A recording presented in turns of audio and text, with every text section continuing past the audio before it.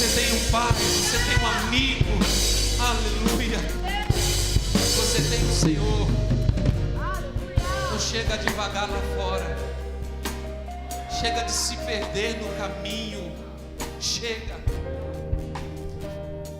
Não é mais tempo de você se sentir perdido, de você não saber para onde ir, porque você tem destino.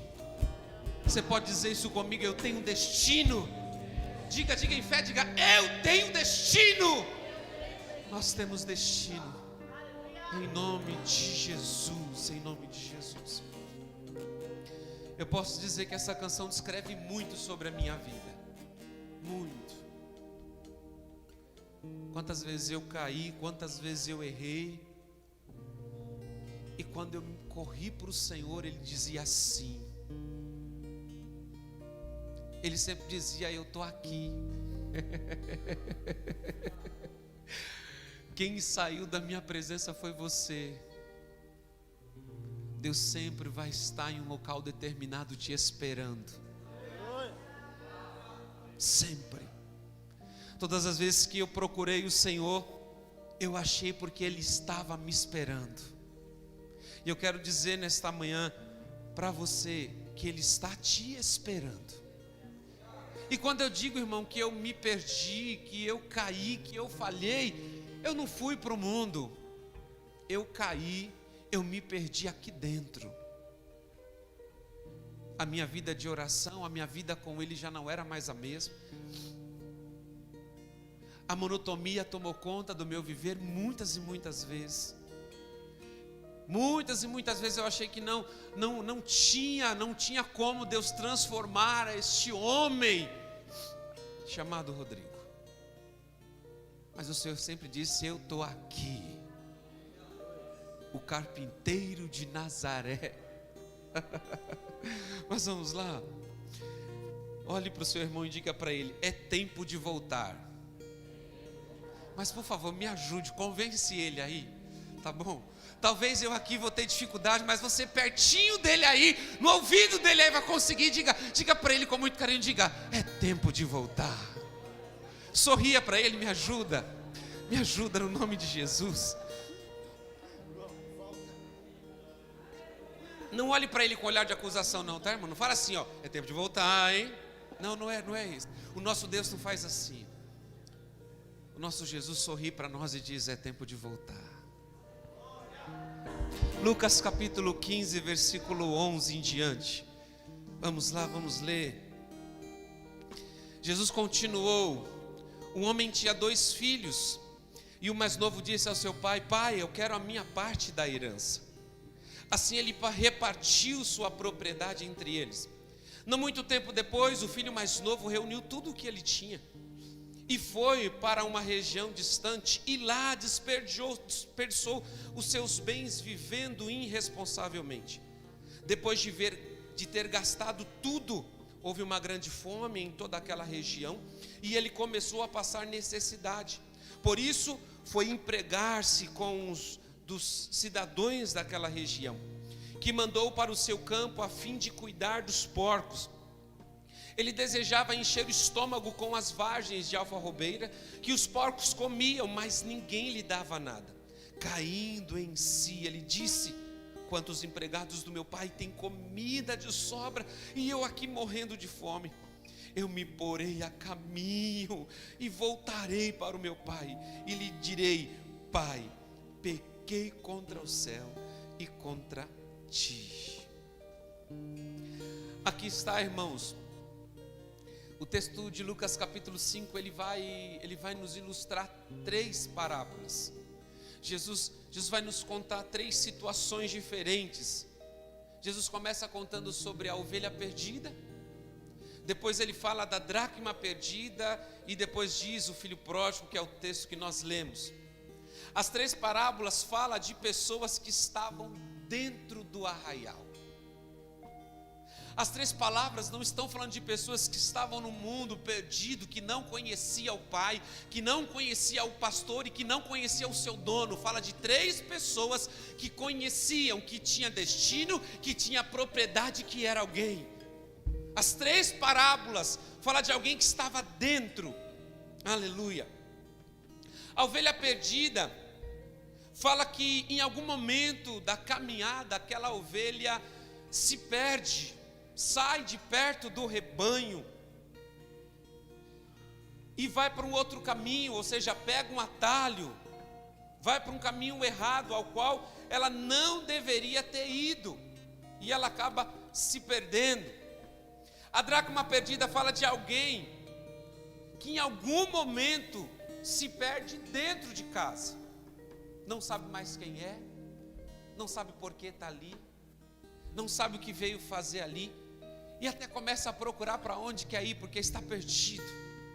Só que ela está dentro de casa. Diga comigo, dentro de casa. Aleluia. E nós temos o filho pródigo, que decide sair por conta própria, por conta e risco. Um filho que, apesar de ter tudo, havia uma insatisfação e um desejo de trocar tudo aquilo que tinha com o seu pai, com a sua família, com os amigos, por algo que aparentemente era errado. Pastor, por que aparentemente? Você vai entender porque aparentemente é errado. A atitude do filho pródigo, irmão, de pedir a herança era errado, era, mas era dele. Todo o esforço do pai, toda a conquista do pai é em prol dos seus filhos. Ou não? Quando você trabalha, você se esforça, você conquista, você está projetando algo para alguém. Porque você sabe, pelo menos eu entendo que amanhã talvez eu não esteja aqui. E como ficará a minha esposa, como ficará os meus filhos? Então, toda a minha conquista está reservada para alguém. E essa palavra ilustra bem a característica do nosso Deus. Tudo o que Deus conquistou foi para nós. Tudo que Ele desenhou em conquista, em desejos, foi para nós. Foi para satisfazer e preparar para os seus filhos. Por isso que Ele não aceita a queda. Quando Adão e Eva, lá no início de Gênesis capítulo 3, cai, Deus falou: eu preciso rapidamente mudar esse destino, porque tudo que eu construí foi para eles. Satanás estava roubando. E nós sabemos que naquele dia instalou a promessa do filho que viria e pisaria a cabeça da serpente, e que nos restauraria ao projeto do Pai. Amém? Mas esse filho decide trocar. Ele decide trocar um futuro certo por algo estritamente duvidoso, inesperado, aventureiro e sem futuro. As 2 primeiras parábolas nos mostram que o responsável precisou ir atrás do que havia se perdido. Note que quando essa ovelha se perde, o pastor, ao contar as 99 no aprisco, percebe que está faltando uma. E ele poderia muito bem dizer: peraí, é só uma ovelha? Eu tenho 99. Mas ele rapidamente disse: não, eu preciso ir atrás dessa ovelha, porque ela também é preciosa. Aquela pessoa responsável, ela vai atrás, o pastor vai atrás da ovelha. A mesma coisa ocorre com a dracma. O dono da dracma, aquela mulher que possuía a dracma, tinha mais 10 dracmas, tinha mais 9 dracmas, desculpa. Mas ela decide ir atrás daquela única que ela havia perdido. Ela precisava achar, porque ela era responsável pela dracma.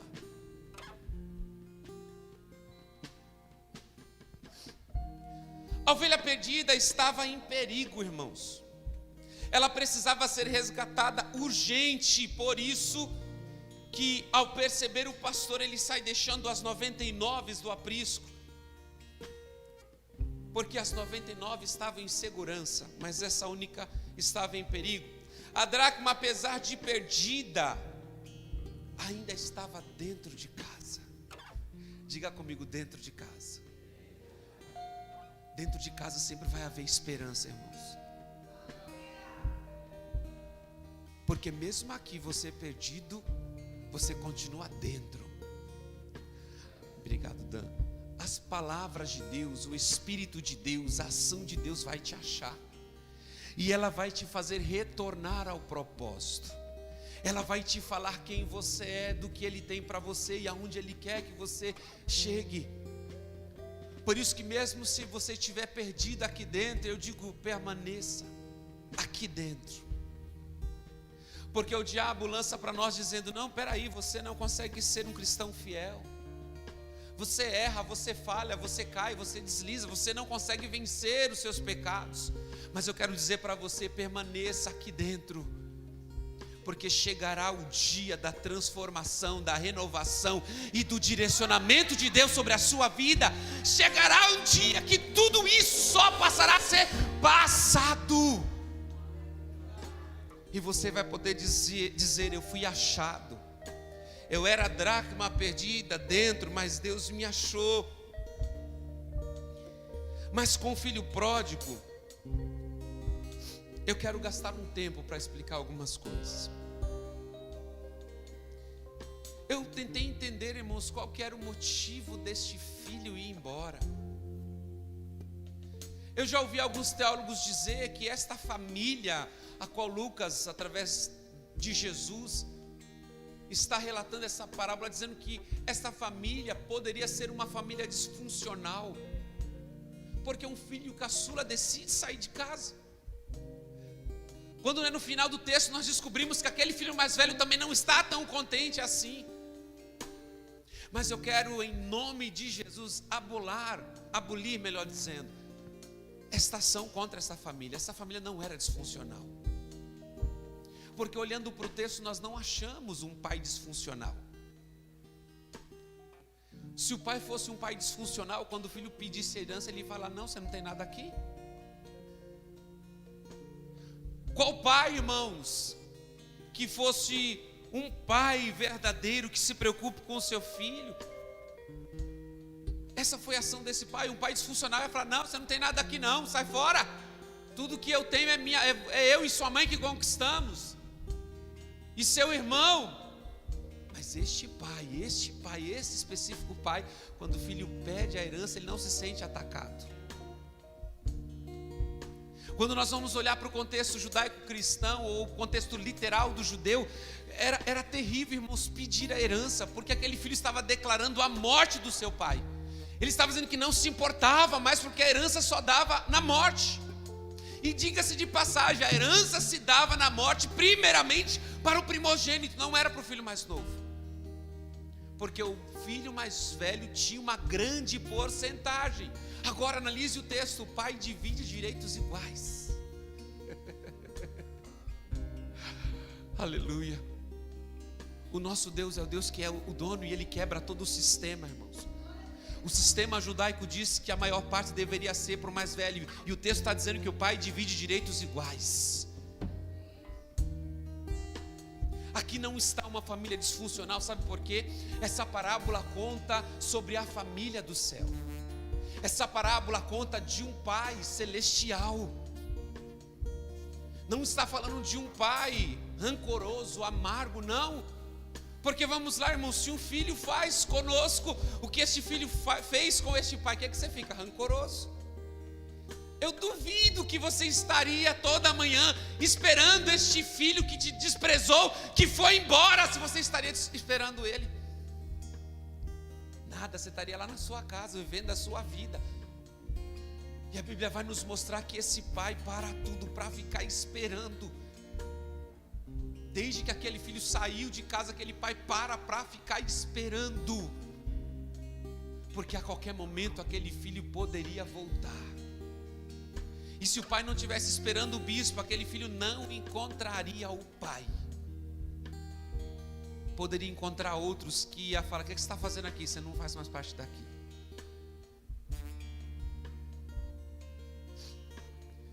Eu tentei achar motivo, mas eu quero ler o texto com vocês. Lucas 15:11 diz, Jesus continuou, um homem tinha 2 filhos. E o mais novo disse ao pai, pai, quero a minha parte da herança. E assim ele repartiu sua propriedade entre eles. Veja que o texto não se aprofunda no qual seria o problema dessa família. O texto apenas enfatiza que o filho solicita a parte da herança e o pai, sem nenhum tipo de resistência, divide e dá ao seu filho a sua parte da herança. Afinal, realmente tudo pertencia ao pai e tudo do pai pertencia ao seu filho. Este filho, ele recebe, irmão, a sua parte na herança. E escute, aquele filho poderia ter ficado ali, Fernanda.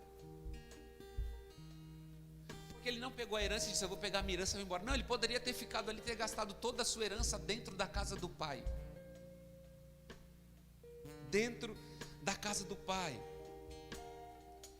Mas olhe que este filho, depois que recebe a herança, o texto vai dizer que depois de algum tempo, ele decide sair de casa. Havia algo no coração desse filho de viver tudo aquilo que ele não vivia dentro da casa do pai. E nós somos assim, irmãos, com o nosso egoísmo, com o nosso egocentrismo, com os nossos desejos almáticos, com os nossos sentimentos. Nós queremos sempre aquilo que o pai não está disposto a nos dar. Sabe o que o pai não está disposto a nos dar? Decepção. O pai não está disposto a te decepcionar. O pai não está disposto a te dar insegurança. O pai não está disposto a te dar um futuro destrutivo. Não, isso não era o que o pai tinha. O pai tinha herança. Mas esse jovem decide ir pelas suas paixões. Eu não sei se você se lembra, mas algumas semanas atrás o bispo estava ministrando sobre o cuidado que nós temos que ter sobre os nossos desejos, sobre os nossos sentimentos e emoções. Porque é isso que vai trazer a nossa destruição. São o nosso desejo, não eu desejo, eu quero. Está lembrado do louvor, o primeiro louvor que o MPA cantou, o Ministério de Louvor cantou?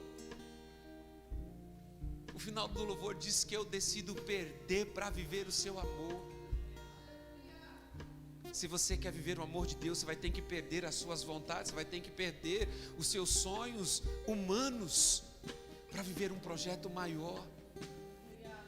É preciso renunciar à sua carne.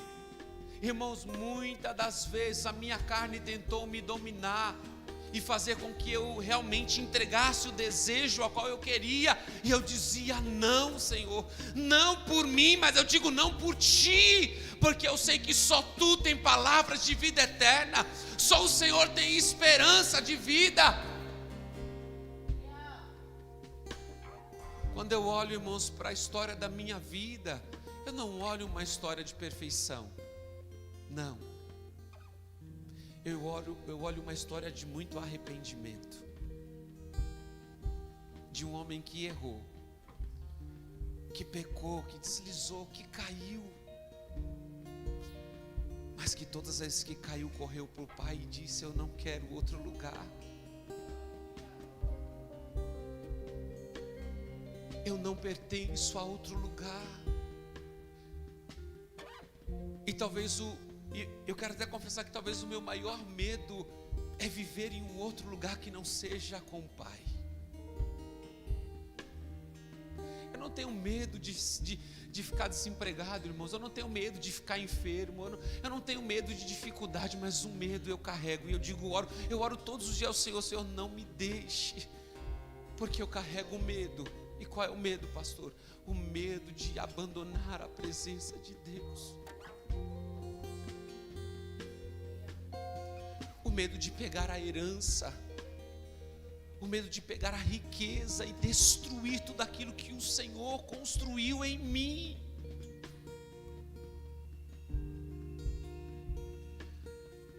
Eu precisaria de muito tempo aqui para relatar os 37 anos do pastor Rodrigo. As conquistas, aonde Deus fez esse homem chegar. E aqui ainda não cheguei ainda no local, mas eu já cheguei num local determinado por Deus. Tem muito mais para caminhar, eu sei, mas eu sei que aonde eu cheguei aqui já são muitos degraus da onde eu deixei lá embaixo. E eu digo ao Senhor: eu não quero fazer como este filho fez.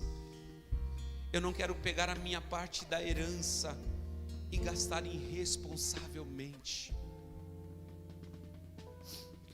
Lucas capítulo 5, versículo 13 diz: não muito tempo depois, o filho mais novo reuniu tudo que tinha e foi para uma região distante, e lá desperdiçou tudo. Esse é o perigo, irmãos. Quando Deus te entrega a herança, você acha que você pode fazer todas as coisas. Parece que quando algumas coisas começam a fluir demais na nossa vida, a gente se perde.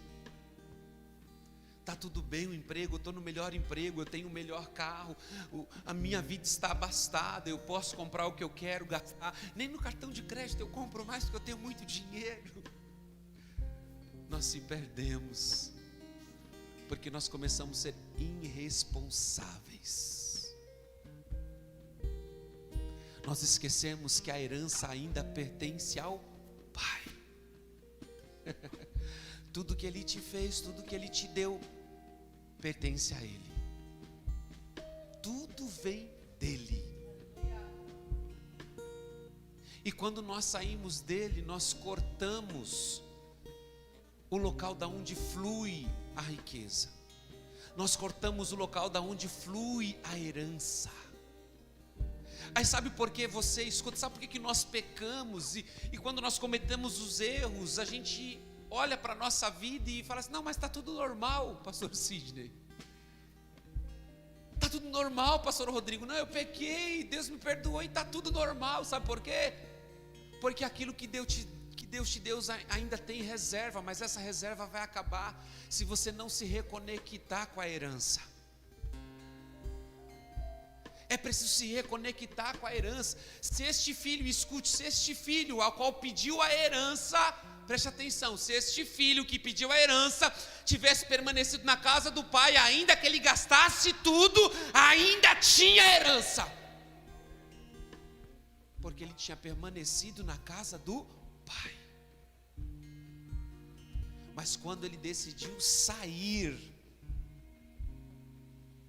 ele saiu do local da provisão, ele saiu do local de cuidado, ele saiu do local de proteção. Esse filho queria viver irresponsavelmente, sem se importar com as opiniões de ninguém, e principalmente com a opinião do pai. Ou não é assim? Se eu perguntar aqui, talvez você levante a mão como um dos filhos que saíram de casa porque já não queria mais ouvir a direção do seu pai. Você se casou porque você queria ir embora, estava de saco cheio do seu pai. Não é assim? Este filho foi da mesma forma. Ele já não suportava ouvir os direcionamentos do pai, porque ele queria viver irresponsavelmente. Em alguns momentos nós nos sentimos assim. Para estar na casa do pai é muito difícil. Por quê? Porque o pai exige fidelidade. O pai exige obediência. E para alguns isso parece um peso. Ou talvez eu poderia falar para todos, porque realmente é um peso. Mas é um peso que nós decidimos carregar. O peso de não se vender, o peso de permanecer, o peso de ficar e não sair, o peso de se submeter. É uma responsabilidade, irmãos. O Evangelho não veio para você viver do jeito que você quer. O Evangelho veio para transformar a tua vida e te trazer para o propósito inicial de Deus, que é você ser parecido com o primogênito, é você ser parecido com Cristo em todas as áreas. Nós falamos de Cristo, mas precisamos viver como Cristo.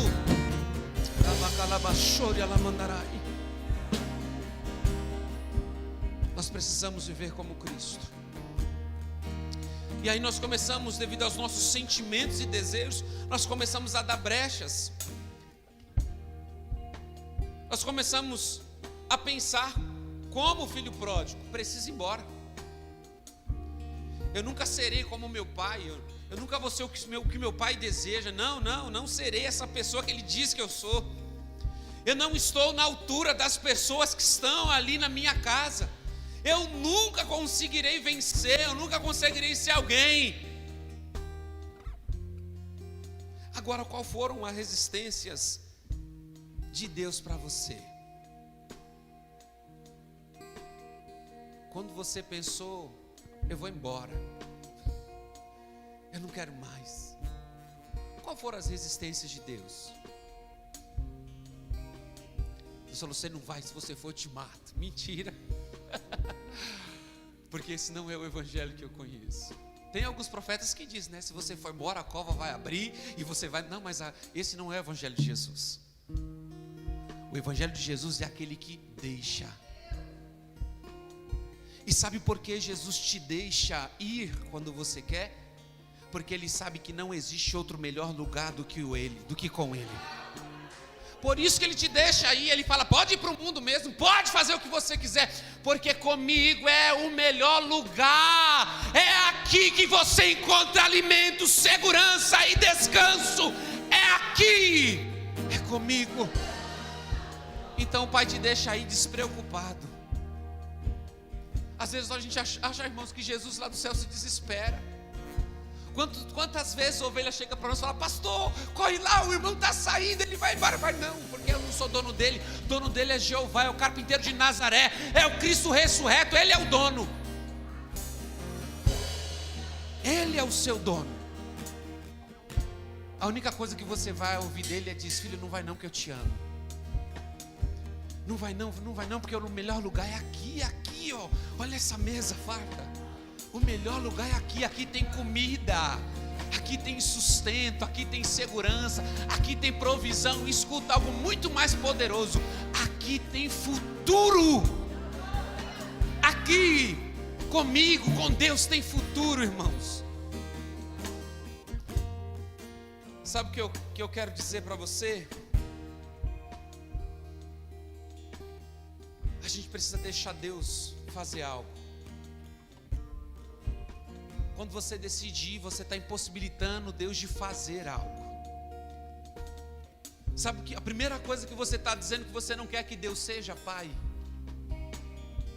Porque aquele filho bispo renunciou à paternidade. Ele não queria estar sob a autoridade de ninguém. Ele queria ser dono do seu próprio nariz. Ele queria fazer do seu jeito. Então a primeira coisa, quando nós saímos do propósito, da presença e da casa, nós estamos rejeitando a paternidade de Deus. Nós estamos proibindo Deus de ser pai. Nós estamos proibindo Deus de exercer paternidade. E sabe o que é exercer paternidade? Não é apenas dar alimento. Não é apenas dar comida. Mas é dar carinho, é sentar no colo e falar, vem cá meu filho, o que você está precisando hoje é de abraço. E a gente chora, aí a gente vai cheio de tantas coisas para Deus. Deus fala, não é solução que você precisa, é de atenção. Porque a solução vai te deixar no mesmo lugar que você está, mas a atenção te tira desse lugar. A atenção te leva para um plano espiritual maior. A atenção de Deus mostra o futuro que Ele tem para você. A atenção de Deus te mostra o propósito. Às vezes você quer sair desse lugar que você está, Deus fala, não vou tirar porque eu preciso que você permaneça aí. Mas o que você precisa é de mim, é que eu esteja com você aí. Amém? E o que você precisa deixar que Deus cuide de você. Quem está cuidando de você é você mesmo, irmãos. Você trabalha, você vai na correria do dia a dia, trabalha 12 horas, 15 horas, e acha que Deus está cuidando de você, porque o salário tem aumentado, a conta parece repleta, e quem está cuidando não é Deus, é você. Você que está cuidando. Você precisa se entregar para Ele e falar: agora eu quero deixar que o Senhor me cuide. Eu não estou dizendo para você abandonar seu emprego, não, mas para você convidar Deus para esse ambiente, para você convidar Deus para a proposta, para a loucura, para a ansiedade e descansar no Senhor. Você precisa deixar Deus lhe transformar. Sabe aquilo de que, não, eu vou quando eu estiver preparado. Eu vou quando eu não tiver mais, pastor. Eu vou estar lá, sabe, quando tudo estiver diferente. Deus diz: não, eu que quero fazer isso em você, não é você que deve fazer. Quem vai te transformar, quem vai te fazer melhor, quem vai te colocar no lugar certo sou eu. É o Senhor, não é você. Você precisa deixar Ele te conduzir pelo caminho. Para onde você vai? Como você vai? Talvez você quer ir de avião e Deus falou: não, eu quero que essa viagem demore, vá de ônibus, porque eu quero gastar mais tempo com você. Não, pera, você não vai mais de ônibus, agora você vai a pé, porque no caminho tem algo para você. No caminho eu preciso que alguém encontre com você. Nunca se perguntou na sua vida por que algumas coisas deram errado quando concernente aos seus compromissos? Não, Deus está dando tudo errado. É porque Deus quer trocar o seu caminho, porque existe algo que Ele quer fazer no caminho. Está lembrado dos 2 discípulos lá no caminho de Emaús, estava pronto para ir embora, e aí Jesus ressurreto se encontra com eles. Jesus encontra com eles, caminha com eles, eles não percebem quem era Jesus. Eles convidam Jesus para dentro de casa, Jesus ceia com eles, come com eles. Mas quando Jesus reparte o pão, eles percebem que aquele era o Cristo. E o destino de ir embora já não significa mais. Deus muda o destino e faz eles voltar. Eles precisavam voltar para Israel e não sair de Israel. Eles precisavam voltar para Jerusalém e não sair de Jerusalém. Porque é no caminho que Deus vai encontrar e vai mudar o teu destino. Vai ser no caminho de que você olha e vê: não, está tendo muitos problemas, pastor. Mas vai ser no caminho. Você precisa deixar Deus te conduzir. Você precisa deixar Deus ser o seu Pai. Deixe Deus exercer paternidade sobre a sua vida. Sabe o que é, irmãos, deixar Deus exercer paternidade?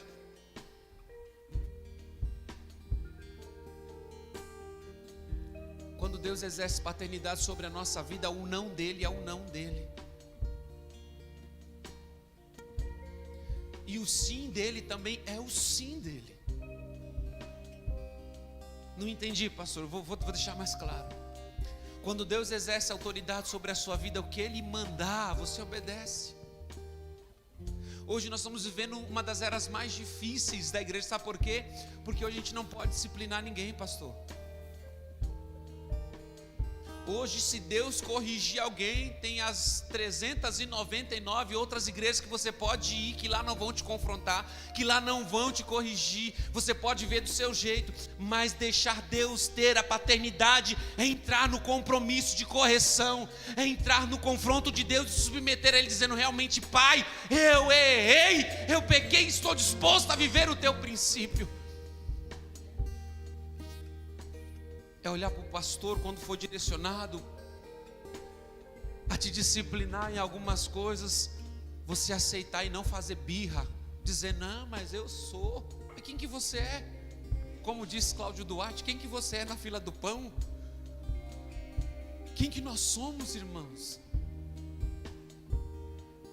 Nós somos todos filhos, amém? Nós somos todos filhos de um Pai que tem um futuro. Mas para ter esse futuro é necessário ouvir o Pai. Confie em Deus como se não houvesse outro caminho. Por que há tantos caminhos na sua vida, irmãos? Você já começa lá na sua casa a pensar: se isso der errado, tem outro caminho, e se isso aqui também não der certo, tem outro, e tem outro, e tem outro. Começa a viver como se tivesse um único caminho, ainda que o caminho à sua frente seja o mar vermelho, sem estrada, sem destino. Este é o lugar da paternidade de Deus. Deus falando, vai lá para a rua sem saída, e você fala, mas Deus não tem porta lá, e diz, eu vou abrir a porta. Deus fala, vai lá para frente do mar vermelho, como fez com Moisés, e você fala, Deus, mas é o mar, agora fazer o quê? Eu vou surfar aqui? Não, ele fala, fique tranquilo, eu vou abrir o mar, você vai andar. E se precisar você surfar também, eu vou te ensinar a surfar. Ou você acha que foi os surfistas que ensinou você a surfar? O primeiro a surfar nas ondas foi Jesus, irmãos. O primeiro a andar sobre as águas foi Jesus. Sem prancha, bispo. No meio da tempestade, com ondas enormes assolando os barcos dos discípulos, estava Jesus surfando. E você está com medo da tempestade? Você está com medo de onde Deus está te mandando? Você está com medo para onde Deus está te conduzindo?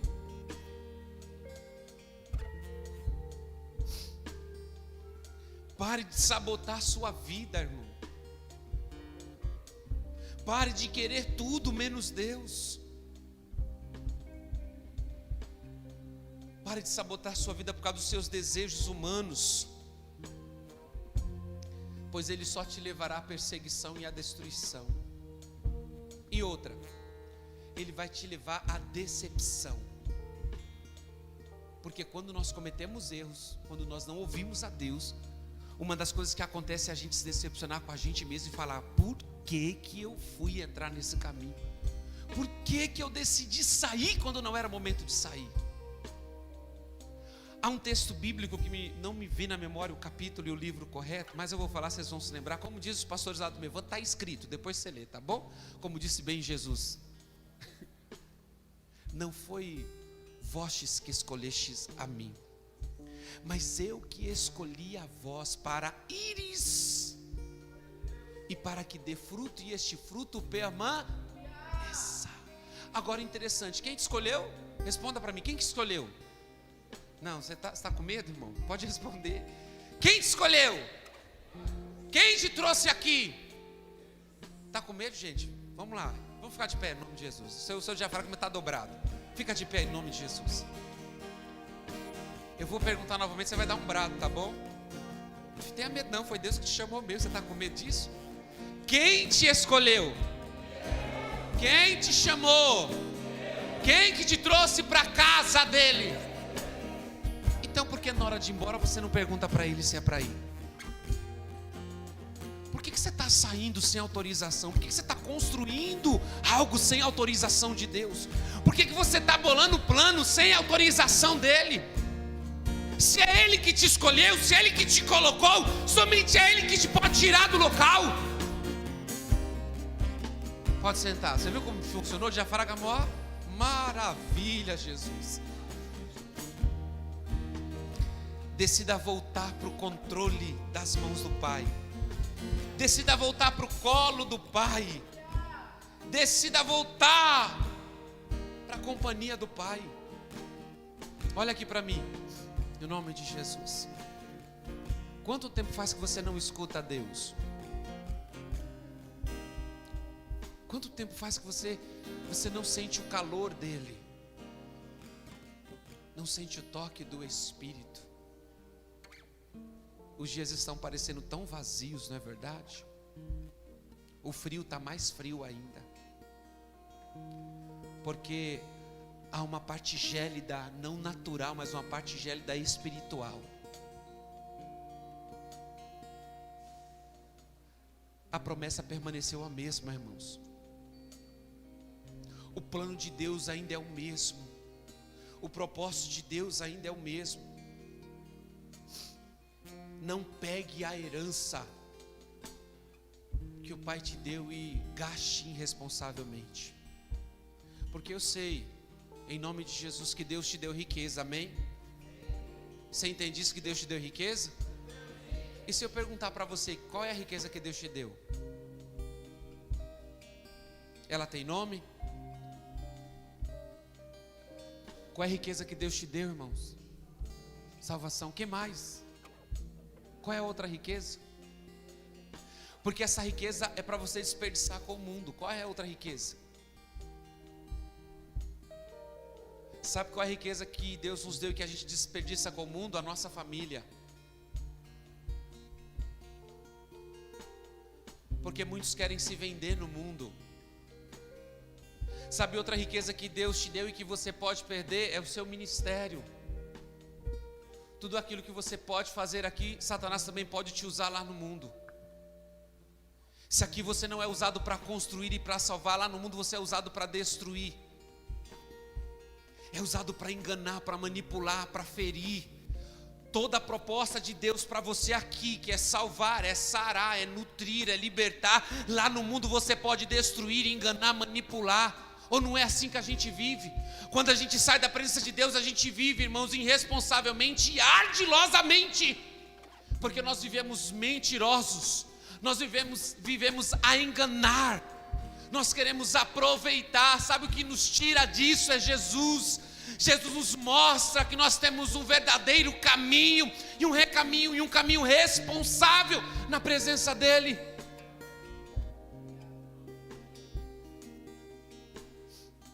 Então não troque a sua riqueza, não troque a sua família, não troque o seu casamento, não troque o seu ministério. Porque o lance de Satanás aí no mundo é alto, irmãos. Não pense que o lance dele é baixo, não. Ele vai dar lance alto para tentar te comprar, para tentar te arrematar.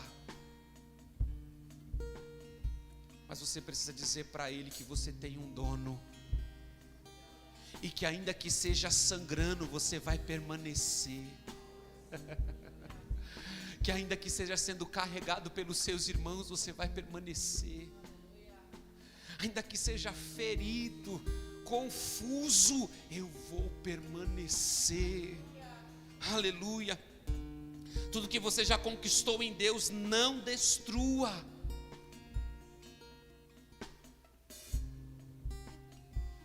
Não destrua, não jogue fora as riquezas que demoraram anos para você conquistar, e por causa do capricho, por causa de um desejo, você está disposto a fazer como o filho pródigo. Irmãos, é palavra de Deus para o seu coração. Eu falei para o bispo, eu tinha outra palavra para ministrar. Eu tinha uma outra palavra. Mas Deus falou, para domingo de manhã é essa. Eu tinha uma palavra com um tema chamado ascopalaios. Mas Deus falou assim, não é ascopalaios, é tempo de voltar.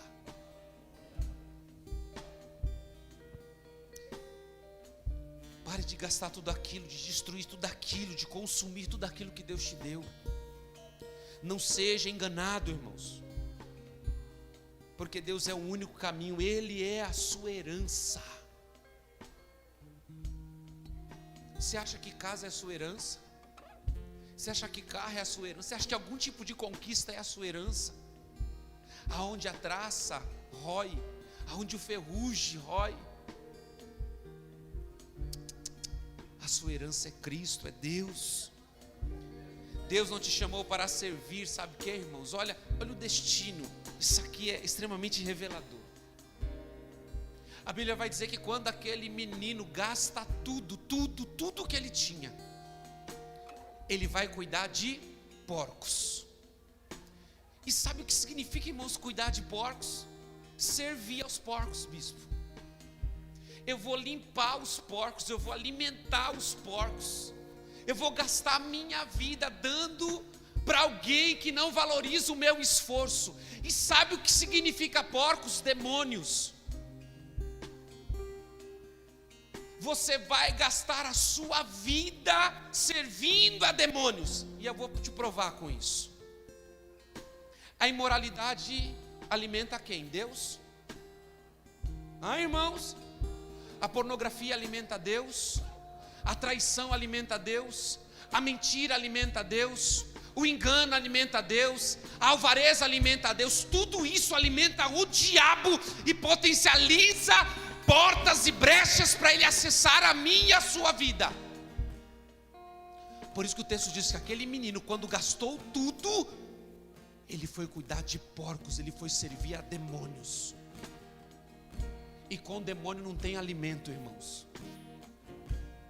Ai, pastor, isso é forte. É forte.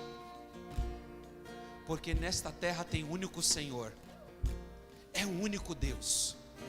Quando nós não adoramos a Deus, irmãos, nós adoramos o diabo. Seja qual for o engano, seja qual for a religião, seja qual for as seitas, não adianta. Há um único Deus, há um único Senhor.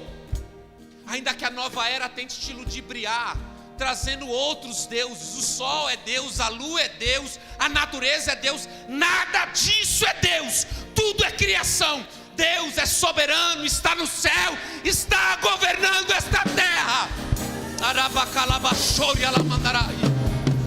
E tudo que não é dele é do diabo. Então, se você não adora ele, desculpa, querido, não vou te enganar não. Se a sua entrega não é dele, alguém está roubando.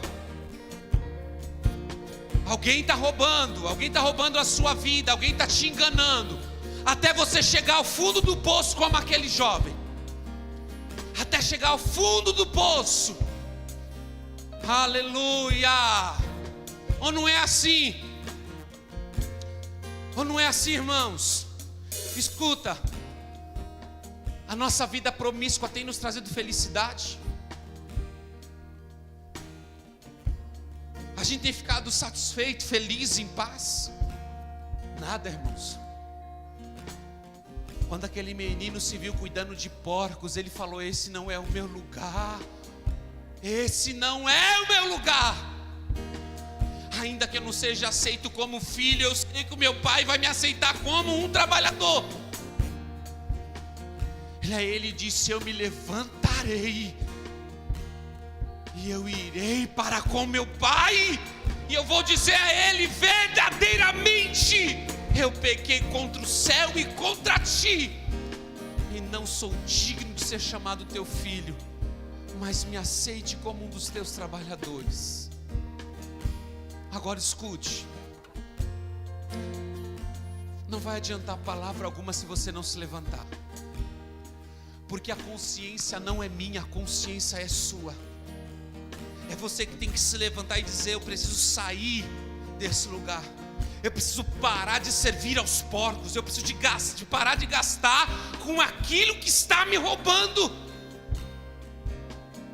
Eu preciso voltar para onde eu vou ter proteção, onde eu vou ter graça, onde eu vou ter misericórdia, onde eu vou ter cuidado, onde eu vou ter amor. Eu preciso voltar para esse lugar. Escute, não tenha medo não, porque ainda há esperança, amém? Ainda há esperança, ainda há esperança, ainda há esperança. Por quê? Porque o nosso Pai é diferente de qualquer outro pai. O nosso Deus é diferente de qualquer pai humano. Talvez aquele pai, como eu falei, talvez se fosse eu e você, estaríamos, destruídos, desesperados, angustiados, amargurados. Mas aquele pai não, ele estava em paz e esperando a volta do filho. Ele estava ali todos os dias. É hoje, bispo, é hoje que ele vem. É hoje que ele vem. É hoje que eu me encontro, é hoje. Mas o sol se pôs mais um dia. E foi outro dia, aquele pai foi para o mesmo lugar, para a varanda da casa, onde ele tinha visão. E eu sei que ele dizia no coração: é hoje que meu filho volta, é hoje. Talvez, bispo, alguém perguntou para aquele pai: para, desiste, ele não vem não, já foi, já tem meses que ele foi embora. Aquele pai dizia: não, vai lá cuidar você do serviço, eu vou permanecer aqui, esperando o meu filho. E Deus está dizendo para você nesta manhã: é hoje. Deus se levanta do seu alto trono e diz: é hoje que eu marquei com você, é hoje que eu te quero de volta, eu te quero te trazer da onde você saiu. E escute, abra agora os seus ouvidos. Aqueles que têm ouvido, ouçam o que o Espírito diz à igreja nesta manhã. Deus não está falando apenas para a pessoa que está lá fora, que foi para o mundo e se lambuzou, não. Deus está falando para crentes aqui. Porque, como eu disse, as três figuras eram pessoas que estavam dentro. Talvez ainda você não foi embora, mas o pensamento há. Talvez ainda você não pegou a sua herança e falou: eu vou deixar. Mas você já começou a abandonar, você já deixou o ministério. Cadê você? Cadê você que estava na dança, estava no jovem, estava no louvor? Cadê você que estava na intercessão? Cadê você que estava na oração? Você nem orar, ora mais. Você troca um bom dia, assim, bom dia a Deus. E olhe lá quando fala bom dia a Deus, porque seu estômago fala mais do que você. Deus está chamando você para esse lugar de pai, esse lugar de filho. E que Ele quer de volta. Quem está pedindo de volta, Ele está dizendo: eu quero de volta. Mesmo sem herança, mesmo sujo, mesmo ferido, vem. Sabe por quê? Porque você levou a herança, mas eu tenho nova herança. Eu tenho novo destino, eu tenho um anel, eu tenho calçado, eu tenho roupa nova. Esquece o que você fez antes. Porque o momento agora é de voltar. Fique de pé.